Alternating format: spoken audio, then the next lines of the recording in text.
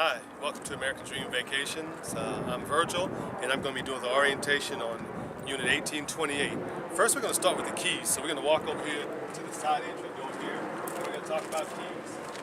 All right, this round handle key here would do the actual door handle. It locks it and unlocks it. And then this other key here would do the deadbolt. And basically it locks and unlocks the deadbolt here. And then this key here, of course, does the driver's door and the passenger door as well as the ignition. And then you've got this little remote here, like on most cars or trucks. It unlocks the driver and the passenger's doors there. Then, of course, you've got this other key over here that says 751 on it here. This key right here unlocks all the compartments all around the motorhome. This key also unlocks most compartments on everybody's RVs. So if you have something valuable, don't leave it outside because everybody has one of these keys. Okay, so we're going to come up here and we're going to start over here at this side here. Basically, these mirrors will move in like this and they're not powered. If you need to move them in for whatever reason, you're probably getting too close to something. But anyway, they will move in and you adjust the mirrors here by basically grabbing them and moving them forward, left to right, or so forth. We've already checked all the fluids on the RV, oils and things like that, but it is still required of you to check the fluids while you're out on your trip. So if you stop for fuel, just come in and check the oil and so forth, okay? We do have an inspection checklist that we go over, and we do a multi-point inspection on all these different things. So we have done that. We've checked blinkers, lights, so you don't have to come in and do all those things because we've already done that, okay? Over here, pretty much is the same thing with the mirrors. Over here, you got this one compartment here.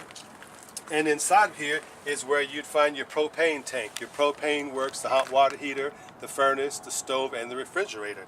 And the fridge is propane or electricity. But as you will, if you see over here, you got this valve here. And this valve, if you turn it clockwise, that closes off the tank, thus not allowing any propane to come out and go to the different appliances inside. If you need more propane, it's your responsibility to buy more propane. We send you out with at least a half a tank. But it is your responsibility if you need more. And basically what they would do is there's a yellow cap under here, and they uncap that, and that's where they would put the propane in. You've also got your propane indicator right here, and it shows how much propane you have inside, okay? Propane smells like rotten eggs. If you have a rotten egg smell inside, you may have a propane leak. And there is a propane detector inside that sniffs out different scents, and we'll show you that once we go inside. And as you go along, you're going to see a lot of different storage compartments, and I'll just kind of close them as we go, but that's a storage compartment. Over here you have your generator. Your generator provides you with electricity when you're going down the road when you aren't able to be plugged in. So it's perfectly safe to run the generator. The generator uses fuel taken directly from the fuel tank. It uses about 1 gallon of gas an hour, so it's pretty efficient and it's safe to run this generator, okay? There's a little breaker down here that I need you to see. It's right here on the side. I'm going to flip it back and forth. Basically, that is the breaker, like I said, for the generator. If that is away from you when you're looking at it, that means that it's been tripped or someone has turned off the breaker. So you want to bring it forward towards you, and that means the breaker has been re-engaged or set again. Over here, where you see the yellow handle here, this is where you would check the oil. And basically, you just unscrew this and you pull it out and make sure the generator is not running. And then you would just check the oil, okay? It uses either straight 30 weight oil or 12 W40 oil. 1540 oil, okay? So pretty much that's it on the generator. The way you start the generator, you can start it in two places. You can start either out here or you can start it from inside the RV. But what you always have to do, you have to prime it first. So you push it, if you're out here, you push stop, and then a little light comes on, and then you push start and you hold it until she's running.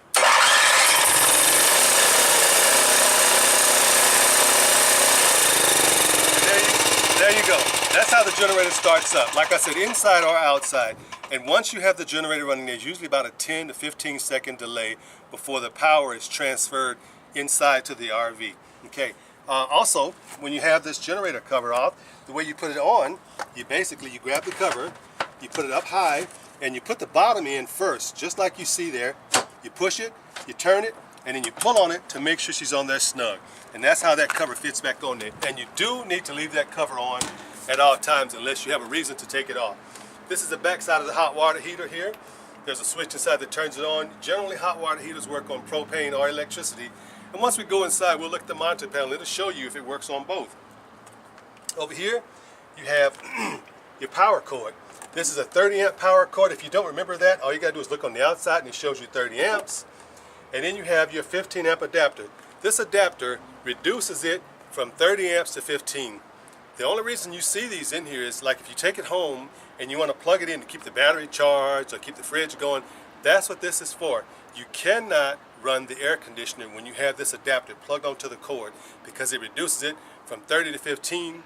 The AC needs 30 amps. So every time you try to run the air conditioner with this on there, it's going to trip the breaker either in the RV or it's going to trip the breaker at the source that you have it plugged into. I'm going to put this back inside. Now, on this particular RV, there's an electrical box inside of here. So, and if you look down here, you can see our box that we have down here where it's plugged into 30 amps. You always want to have this cord plugged into something at all times, either your outlet at your campground or back into this outlet here. You never leave this cord loose inside of here. And the reason is the generator sends all of the electricity to that outlet. If you don't have the cord plugged into that outlet, you're never going to get electricity inside. So if you're going down the road, the generator's running, you have no power, maybe you forgot to plug the cord back in, or maybe the breaker tripped. Check those things and make sure. Okay, over here, you have a little deal here for a cable hookup. If you're at a campground, you have cable TV. And over here, you have your city water connection. So basically what you want to do, you take your water hose, you have a 25-foot water hose. This one end goes into here, you screw it onto there. And this other end with the water pressure regulator, make sure you have one of these on there. It goes onto the faucet and that regulates the amount of water pressure that comes through that faucet into the motorhome. So make sure you always use this. Okay, over here you have another inlet here, and you'll take your water hose once again. This is where you fill up your freshwater tank right here. So basically you would undo it from here, hook it on here, and then that water would come in and it would fill up your freshwater tank. Once it's full, there's two ways of knowing that. Number one, the overflow will start dumping water out the bottom, or number two, you look at your monitor panel inside and it'll show you that you're full of fresh water. Okay, and then of course this is your fuel fill. It uses regular unleaded and it holds about 58 gallons of fuel. Now, let's talk about dumping your tanks. Everybody has a lot of anxiety about dumping the tanks. The first thing you want to do is you want to get your sewer hose here, and you would undo this cap, and if it has a cap on it like this, you undo that, and you put on there and you twist and lock it. And once you're sure you have it on there snugly and locked on the place, then you do your other end. And so sometimes at the dump station there's going to be several different connections, but this is almost the standard way it looks. So you put this down in there, you screw this into the valve down in the ground where you dump it, and you make sure this is in there secure. Once you're sure both of these are secure, you come over here and you look up under here and you see you have a black valve and a gray valve. Now they may not always be black and gray, but one way to know your black tank, which is the toilet, it's always a bigger valve than the gray tank. So if you notice this one's big, you pull it straight out and you drain all your toilet waste, and it goes through the hose, and once it's done, you shake your hose a little bit, you push it back in, you close it, and then you open up the gray side.